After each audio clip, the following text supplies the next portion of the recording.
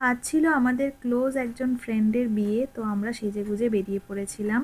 আমি তো লাল রঙের একটা শাড়ি পরে বেরিয়েছিলাম। আর গিয়ে দেখলাম বিয়ে বাড়িটা পুরোটাই লাল আর সাদা দিয়ে সুন্দর করে সাজানো।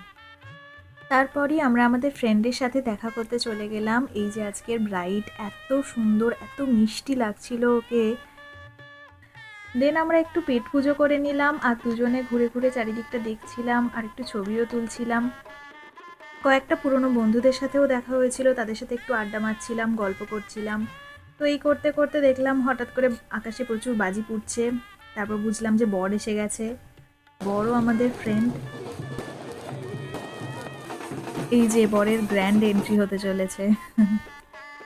দেন আমরা মেন কোর্সে চলে গেলাম আর খাবারের প্রচুর আইটেম ছিল। কড়াইশুটির কচুরি, স্টাফড পোটাটো, ফিশ ফ্রাই, এগুলো তো অসাধারণ খেতে। তারপর পাতুরি, চিকেন পোলাও খেয়ে আমরা মিষ্টি মুখ করে একটু আইসক্রিমও খেয়ে নিলাম। খেয়ে দেখলাম যে বিয়েতে ওরা বসে গেছে।